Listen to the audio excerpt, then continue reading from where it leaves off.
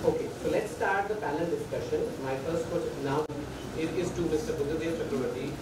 How can parents choose the right therapist, OT and speech, especially in environments that are not parent inclusive? And how can they support children with poor attention, writing struggles, and academic difficulties like mixed up alphabet? So there are two questions. पहला question है कि हम correct therapist कैसे choose करेंगे, OT और speech सबसे common therapist होते हैं, उनमें से आपको हमें पेरेंट्स को कैसे पता चलेगा कि कौन सा थेरेपिस्ट सही है? How can parents choose the right therapist, especially in the environment that are not parent inclusive? আমি টোটাল আমার কাছে দুটো কোয়েশ্চেন আছে, আমি কোয়েশ্চেনটাকে আমি চারটে ভাগে ভাগ করে দিতে চাই, কারণ এখানে অনেকগুলো কোয়েশ্চেনই একসাথে মার্জ করা আছে। তো ফার্স্ট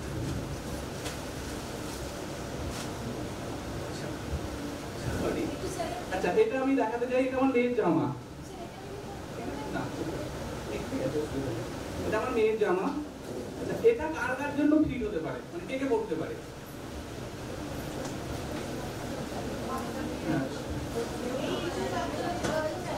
এই যে বাচ্চারা সবাই কি পড়তে পারবে? হ্যাঁ, মেয়ে বাচ্চারা সবাই পড়তে পারবে।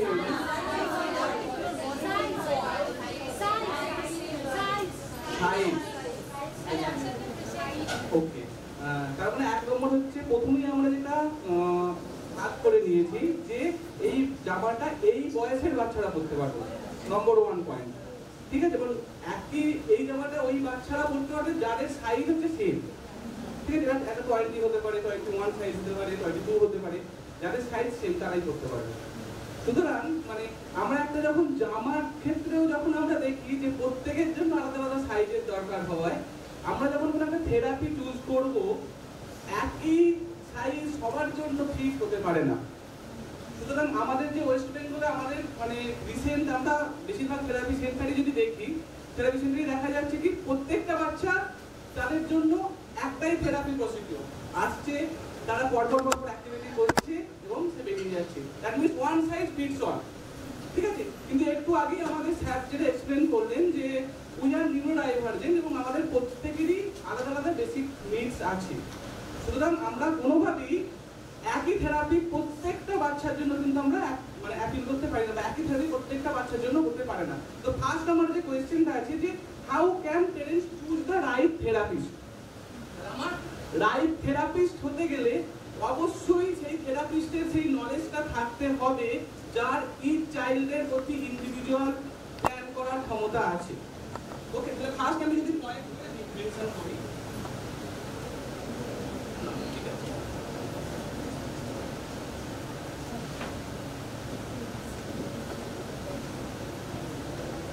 যে পয়েন্ট আমরা ডিসকাস করতে চাই যে থেরাপি মেথড কেমন হওয়া উচিত। ঠিক আছে, প্রথমেই হচ্ছে আমাদের যিনি থেরাপিস্ট আছেন তিনি অবশ্যই যেন বাচ্চার ডাইভার্সিটি অনুযায়ী বা বাচ্চার নিডস অনুযায়ী থেরাপি সার্ভিস প্রোভাইড করে থাকে। First individualised plan.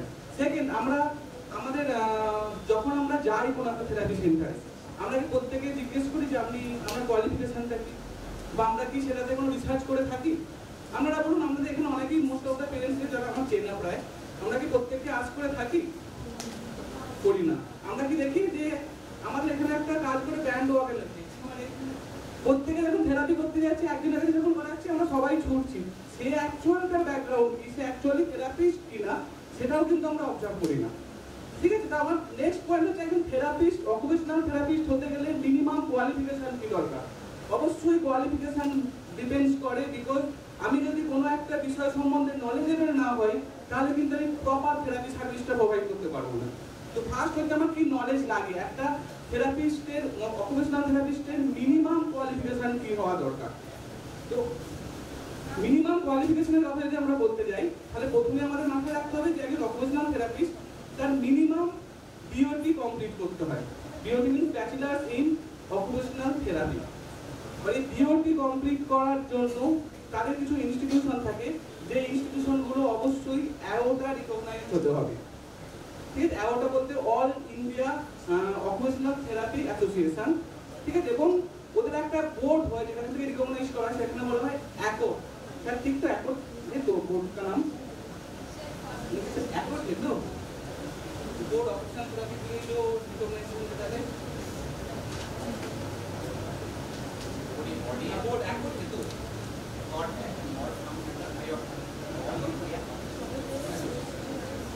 তো আমাদের ফার্স্টে মাথায় রাখতে হবে যে আমি কোন একটা বাচ্চাকে যখন কোনো একজন থেরাপিস্টের কাছে গিয়ে থেরাপি সার্ভিস নিতে যাব, প্রথম হচ্ছে সেই থেরাপিস্ট প্রপারলি কোয়ালিফাইড কিনা। ঠিক সেকেন্ড কি শুধু কোয়ালিফিকেশন নয়, আমাদের অনেকেই আছে, আমি আজ স্পেশাল এডুকেটর, আমি অকুপেশনাল থেরাপিস্ট নই, স্পিচ থেরাপিস্ট নই। অনেকেই আছে আমাদের সঙ্গে পড়াশোনা করেছে কিন্তু তারপর তারা বিগত 10 বছর 12 বছর ধরে কোনো রকমভাবে এই লাইনেতেই নেই। তো সেকেন্ড ম্যাটার হচ্ছে না এক্সপিরিয়েন্স, যে আমি কত বাচ্চাকে হ্যান্ডেল করেছি। মানে আমি এমন কারোর কাছে যাচ্ছি কোনো একটা থেরাপি করাতে, তার হয়তো কোনো রকমভাবে এই ফিল্ডে এক্সপিরিয়েন্সই নেই, বা সে হয়তো স্টার্ট করেছে বা সে জাস্ট ইন্টার্ন করতে যাচ্ছে, এখনো পর্যন্ত তার কোনো ট্রেনিং চলছে। আমরা কিন্তু তাকে চুজ করবো না, আমরা অবশ্যই এক্সপিরিয়েন্সটাকেও দেখবো যে সে কতটা এক্সপিরিয়েন্স আছে। ওকে, 3 নম্বর হচ্ছে মেনলি আমার কোয়েশ্চেনটা আছে যেখানে হচ্ছে পেরেন্ট ইনক্লুশন থাকছে না। মানে আমার যে থেরাপি সেন্টার সেটা হচ্ছে সেখানে আমরা পেরেন্টকে আমরা অন্তর্ভুক্তি করছি না কোনো ক্লিনিকের মধ্যে। তাহলে আমাকে কি, আমি যে থেরাপিস্টকে চুজ করবো থেরাপিস্টের উপর আমাকে ভরসা রাখতে হবে ডেফিনেটলি।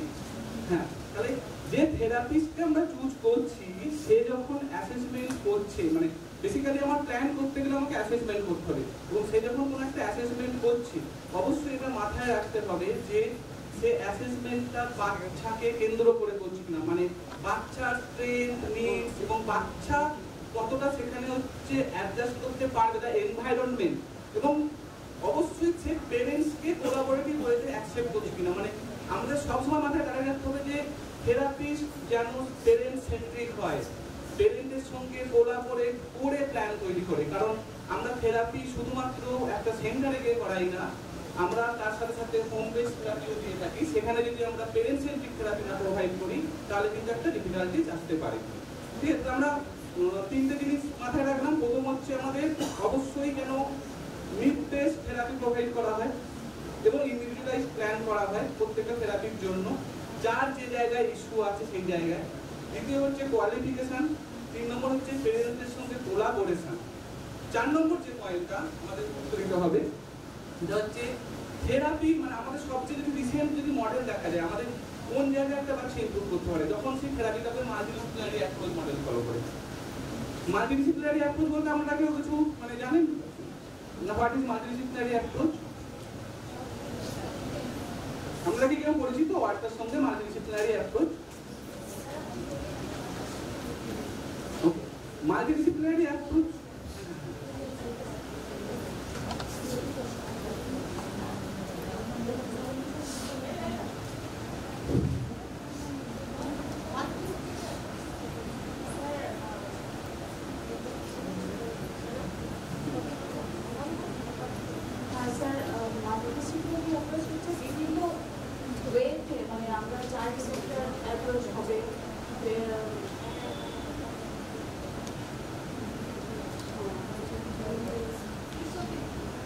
বিভিন্ন ওয়েতে মানে শেখানো হবে, বিভিন্ন লার্নিংটা বিভিন্ন ওয়েতে হবে।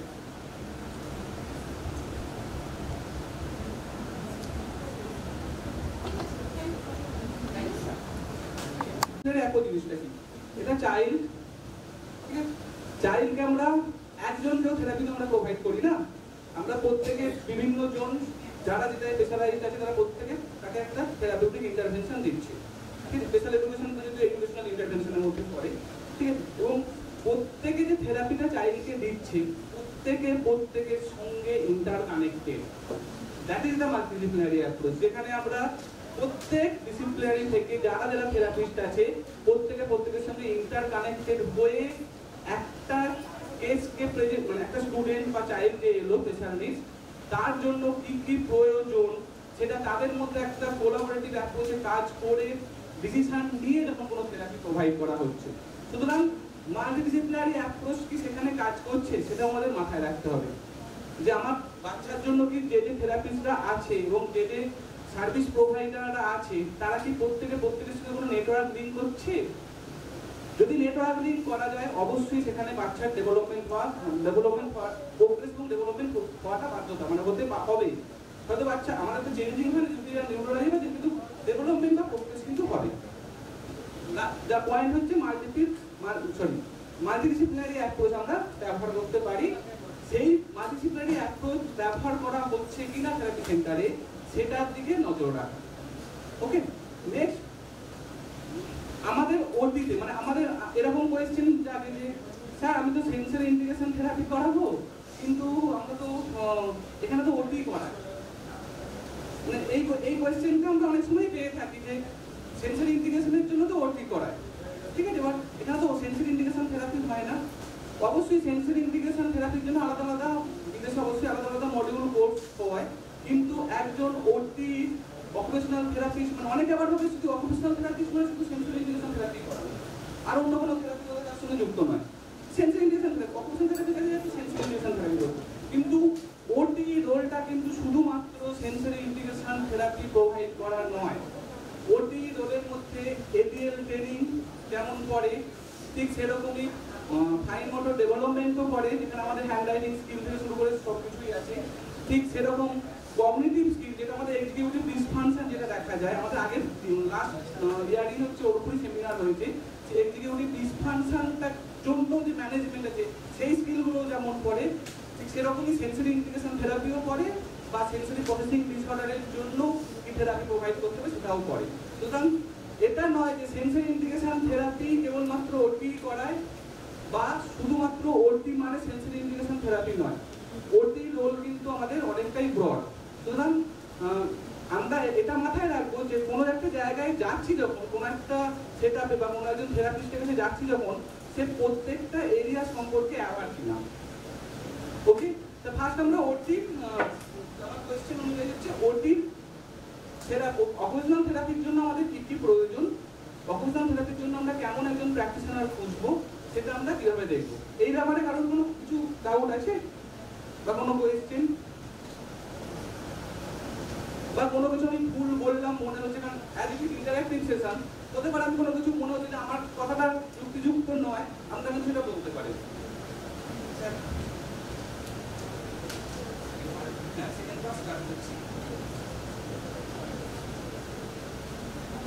How can your feel? No, sir. First question is just start to ask. Okay. Next part is speech therapy.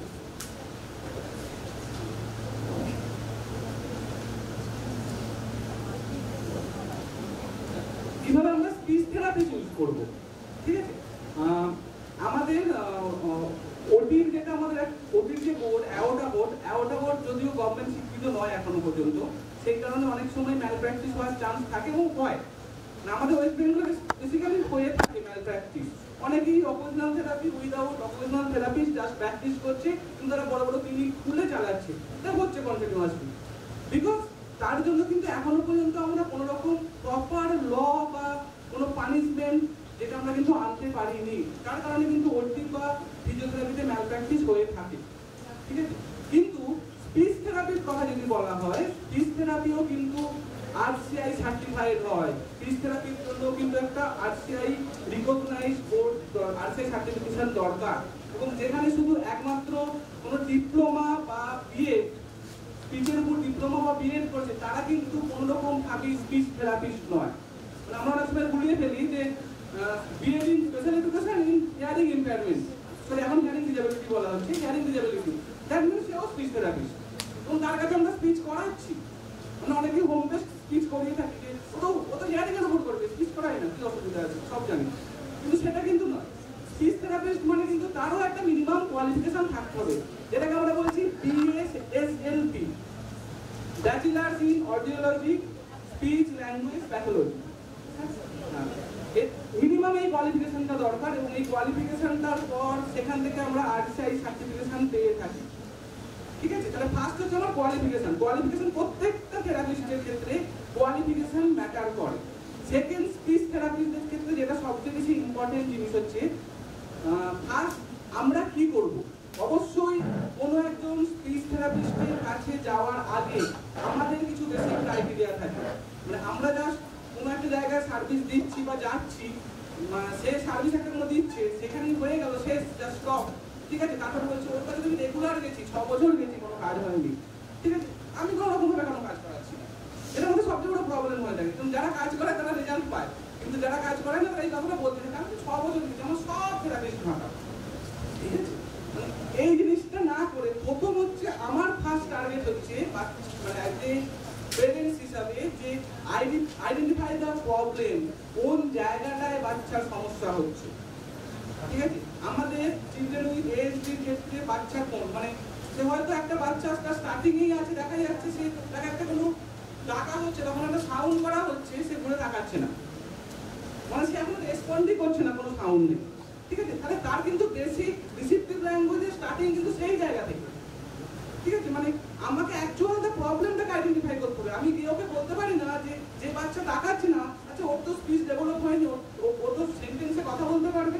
সুতরাং আমাকে ফার্স্ট টার্গেট দিতে হবে যে প্রবলেমটাকে আইডেন্টিফাই করা।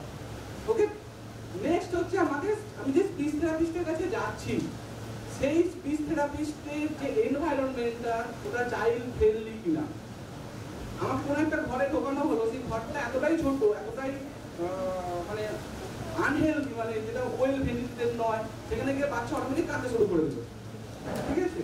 না, ওইখানেই করতে হবে কাজটা, ওইখানে যেতে হবে। চাইল্ড ফ্রেন্ডলি না হলে সে স্পিচ ডেভেলপ হবে কি করে? তাতে কনফিডেন্স লেভেলই পারবে না, সে তো ফার্স্টে বেরিয়ে আসতে চাইবে, কিন্তু এসকেপ করতে চাইবে। সুতরাং অবশ্যই সেটা যেন চাইল্ড ফ্রেন্ডলি হয়, এখানে বাচ্চা যেন অন্তত কমফোর্ট ফিল করে, যেটা আমাদের স্পেশাল এডুকেশনের ক্ষেত্রেও ইম্পর্টেন্ট। যদি চাইল্ড ফ্রেন্ডলি না হয় কোনো বাচ্চাই কিন্তু স্পিচ ডেভেলপ করা পসিবল নয়। 3 নম্বর হচ্ছে আমাদের জাস্ট আমাদের ওয়েস্ট বেঙ্গল কনটেক্সটের উপর ভিত্তি করে বলছি, আমাদের এখানে বেশিরভাগ দিক যেটা দেখি আমরা, বা আমরা এটা শুনেছি ফ্রম দ্য পেরেন্টস, যে যাওয়া হলো, যাওয়ার পর আমাদের জিজ্ঞেস করলো যে কি কি প্রবলেম, লিখে দিল, লিখে দিয়ে চলে এলাম, বললো এরপর 3 মাস পর আসবেন, 3 মাস পর আরেকটা ডেট, ওইগুলো পড়িয়েছেন, হয়নি, আবার কিছু একটা বলা হচ্ছে, মানে এটা হচ্ছে আমাদের রিসেন্ট আমার সিনারিও, ওয়েস্ট বেঙ্গলের সিনারিও এটাই হয়, আবার 3 মাস পর আসো, এটা হয়নি, আবার করো। স্পিচ থেরাপিস্টের কাজই হচ্ছে তাকে হচ্ছে থেরাপিটা প্রোভাইড করা, এটা কিন্তু মাথায় রাখতে হবে। থেরাপিস্টের কাজ নয় শুধুমাত্র পেরেন্টস কাউন্সিলিং করে ছেড়ে দেওয়া। সুতরাং বাচ্চার সঙ্গে সে ইন্টারঅ্যাক্টিভ ওয়েতে কাজ করতে পারছে কিনা, বাচ্চার সঙ্গে সে র্যাপো বিল্ড করতে পারছে কিনা, সেটা কিন্তু মাথায় রাখতে হবে। কারণ থেরাপিস্ট যদি যে সুন্দর ওয়েতে, থেরাপি যদি প্রপারলি যদি থেরাপি সার্ভিসটা ওয়েতে দেয়, সেই ওয়েটা দেখেও কিন্তু গার্জেন কিন্তু হার্ট থেরাপিটা প্রোভাইড করতে পারবে। কিন্তু আপনাকে বলুন আপনি এই করবেন, আপনি মুখে করবেন, ঠিক আছে? আপনি সবাই করছেন, আর কিছু না। মানে অ্যাকচুয়ালি কি প্রবলেম, অ্যাকচুয়ালি কোন জায়গা থেকে কিছুটা হচ্ছে, কিভাবে তার সঙ্গে ইন্টারঅ্যাক্ট করবো, এই জায়গাটা কিন্তু খুবই ইম্পর্টেন্ট। স্পিচ থেরাপিস্ট মানে কিন্তু শুধুমাত্র লিখে দেওয়া নয়, স্যার বেশি জানবেন আরো ভালো, আমি জাস্ট আমার এক্সপিরিয়েন্স থেকে আমি বলছি, ঠিক আছে? নেক্সট হচ্ছে আমার হচ্ছে প্রফেশনালিজম, ঠিক আছে? মানে প্রফেশনালিজম কথাটা বিভিন্ন মানে প্রফেশনালিজম মানে শুধুমাত্র নয় যে আমি 8 ঘন্টা কাজ করি ছেড়ে দিলাম, 8 ঘন্টা আমার প্রফেশনালটাকে রেস্ট দিয়ে কাজ করছি। প্রফেশনালিজম মানে কিন্তু সেই জিনিসটা নট অনলি যে 30 মিনিটস টাইম মানে 30 মিনিটস হলো তুমি বেরিয়ে যাও, অবশ্যই 30 মিনিটসের পরে যাওয়াটা প্রফেশনালিজম নয়, কিন্তু ওই 30 মিনিটসের মধ্যেও আমি কিভাবে বাচ্চার সঙ্গে ইন্টারঅ্যাক্ট করছি, বাচ্চাকে কিভাবে থেরাপি সার্ভিস প্রোভাইড করছি, সেটাও কিন্তু ইম্পর্টেন্ট। তারপর যেটা আরেকটা যেটা আমাদের প্রবলেম হয়, যে আমরা ওনাকে স্পিচ থেরাপিস্টের কাছে যাচ্ছি, সেই স্পিচ থেরাপিস্ট হয়তো সেই জায়গাটা মানে ওয়েস্ট বেঙ্গল আমি আমার যদি বাচ্চারা আমি স্পিচ ডেভেলপ করাতে চাই, ডেফিনেটলি আমি যেন মাতৃভাষায় স্পিচ ডেভেলপ করি, ঠিক আছে? Sir English universal language, sir Hindi স্যারের কাছে কমফোর্টেবল, বিকজ হিন্দি স্যার হচ্ছে মাদার টাং, ঠিক আছে? আমাদের কাছে Bengali comfortable, because it is my mother tongue. সুতরাং আমি একজনের কাছে থেরাপি নিতে যাচ্ছি তার স্পিচের জন্য, তার কমিউনিকেশন ডেভেলপমেন্টের জন্য, কিন্তু সেখানে হচ্ছে সেই টিচারই হয়তো বাংলা বলতে পারছে না, ঠিক আছে? সেটা লিখে দিল, শুনলো, লিখে দিল, সেটা নয়। তাকে অবশ্যই ল্যাঙ্গুয়েজটার উপর দখল থাকতে হবে। আমি যদি বাচ্চাকে না বোঝাতে পারি আমার ল্যাঙ্গুয়েজটাকে, তাহলে বাচ্চা কোনোদিনই মোটিভেট হবে না, বাচ্চার কোনোদিনই কনফিডেন্স বিল্ড হবে না। আর কনফিডেন্স বিল্ড যদি না হয় তাহলে কিন্তু স্পিচ ডেভেলপমেন্ট পসিবল নয়, ঠিক আছে? তারপর আরেকটা যেটা ইম্পর্টেন্ট পয়েন্ট, সেটা মাথায় রাখতে হবে যে আমার স্পিচ যেটা করানো হচ্ছে বাচ্চাকে, ঠিক আছে, সেটা আমি আমার কমিউনিটিতে বা আমি আমার হোম বেস বাড়তি করা দেখা যাচ্ছে। কারণ আমরা রেগুলার বেসিস কিন্তু এডিএল অ্যাক্টিভিটি করে থাকি এবং ইচ অ্যান্ড এভরি প্লেসে আমাদের কিন্তু কোনো না কোনোভাবে কমিউনিকেশনের প্রয়োজন হয়। মানে জলের বোতল আনতে গেলেও আমাদের কমিউনিকেশনের প্রয়োজন হয়, হাত দেখানোটাও কমিউনিকেশন, ইনস্ট্রাকশন দেওয়াটাও কমিউনিকেশনের মধ্যে পড়ে। ঠিক আছে, অবশ্যই এটা ল্যাঙ্গুয়েজ নয়, কিন্তু এটা কমিউনিকেশনের মধ্যে পড়ে। সুতরাং কমিউনিকেশন ডেভেলপ করতে গেলে সে আমার বাড়ি রিলেটেড, আমার যেটাকে আমি অ্যাডজাস্ট করতে পারছি এই সিচুয়েশনগুলোকে। আমরা হতে পারে সবসময় আমরা ফর্মাল সেটআপে বসে এখানে বসে ওইদিকে বসে ফ্যাস্টার, এটা কি টাইগার হাততালি, দ্যাটস নট, মানে এটা অবশ্যই একটা স্টেপ হতে পারে। বাট আমি আমার এডিএল যে স্কিলগুলো আছে বা আমার যেটা ডেইলি লিভিং স্কিলগুলো আছে তার সঙ্গে যদি আমি কমিউনিকেশনটাকে, আমি একটা স্পেশাল করে যেটা মনে করি, যদি কমিউনিকেশনটাকে জোড়া যায় তাহলে কিন্তু বাচ্চার স্কিল অনেক তাড়াতাড়ি ডেভেলপ করতে পারে। সুতরাং আমাকে মাথায় রাখতে হবে যে আমি যে স্পিচ থেরাপিস্টের কাছেও যাচ্ছি সেই স্পিচ থেরাপিস্টের সেই কোয়ালিটিগুলো আছে কিনা। আমি ওভারঅল সিনেরিওটা বললাম। ফার্স্ট যে দুটো কোয়েশ্চেন যে আমরা কি চুজ করবো অকুপেশনাল থেরাপি এবং স্পিচ থেরাপির ক্ষেত্রে, any question or doubt?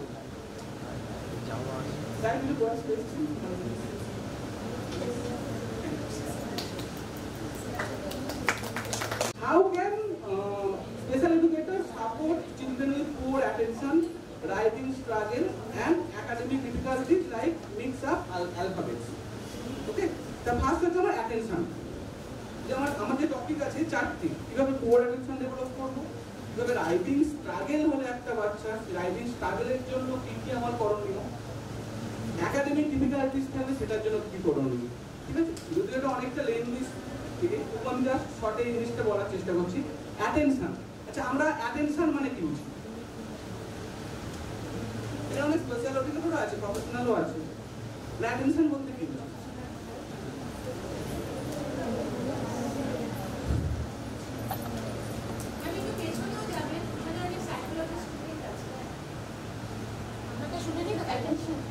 Attention বলতে মানে আমরা কোনো কাজ কতটা ফোকাস ভাবে কতটা মন দিয়ে করতে পারছি। অ্যাটেনশনের বাংলা অর্থ হচ্ছে মনোযোগ। মনোযোগ মানে মন দিয়ে কোনো একটা কাজ আমি করছি, সেই কাজটার মধ্যে আমি কতটা মানে আমি নিজের থেকে ইনভলভ হতে পারছি, আমার কতটা মন দিতে পারছি, এটাই অ্যাটেনশন বলতে গেলে মানে নিজেকে কতটা আমি করতে পারছি সেই কাজটা। হ্যাঁ, তো অ্যাটেনশন মানে অবশ্যই অ্যাটেনশনের বাংলা মনোযোগ, মন দিয়ে দেখাটাই বোঝায় অ্যাটেনশনকে। কিন্তু হ্যাঁ, অ্যাটেনশনকে যদি আমরা এক্সপ্লেন করতে যাই, হ্যাঁ সাইকোলজি অবশ্যই। আর কেউ কিছু বলবেন পেছন থেকে?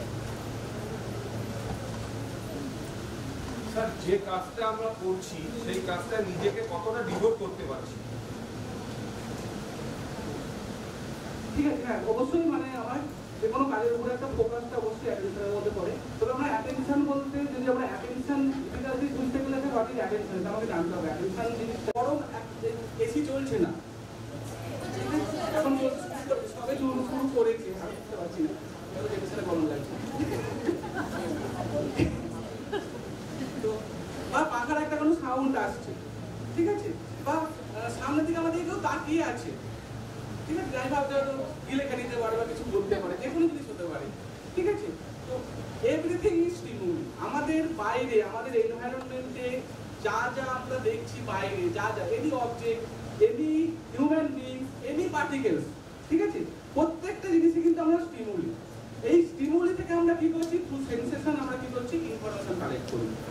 ঠিক আছে, তাহলে আমার কিন্তু এখন আমি যে কথা বলছি, কথা বলার সাথে সাথে কিন্তু আমার কানও অ্যাক্টিভ আছে, চোখও অ্যাক্টিভ আছে, ট্যাকটাইল সেন্সেশন অ্যাক্টিভ আছে, আমি দাঁড়িয়ে আছি ব্যালেন্স করে, ভেস্টিবুলার সেন্সেশন অ্যাক্টিভ, ঠিক আছে, সমস্ত কিছুই কিন্তু আমার অ্যাক্টিভ আছে।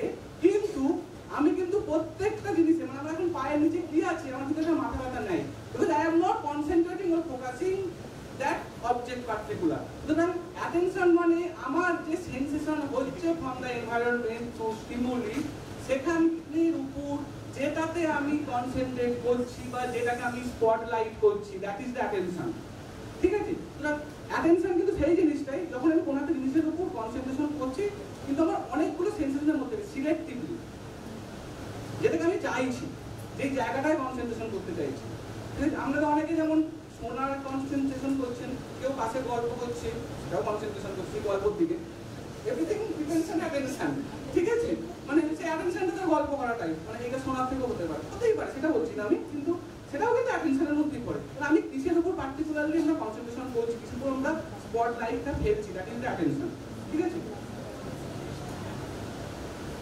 হ্যাঁ, কনসেন্ট্রেশন অ্যাটেনশনের মধ্যে আমার কনসেন্ট্রেশনটা পড়ছে, আমি কি আমার আমি অনেক কিছু রিসিভ করছি ইনফরমেশন, স্টিল আমার প্রত্যেকটা সেন্সেশন আছে এবং সেন্সেশন থেকে রিসিভ করছি ইনফরমেশন, এবং এই ইনফরমেশনকে প্রত্যেকটাতেই কি ফোকাস দিচ্ছি না? হ্যাঁ, এটাই আমি পার্টিকুলারলি কনসেন্ট্রেট করছি, দ্যাট ইজ দ্য অ্যাটেনশন, ঠিক আছে? প্রত্যেকটাই কিন্তু আমরা সবসময় ফোকাস দিয়ে থাকি না।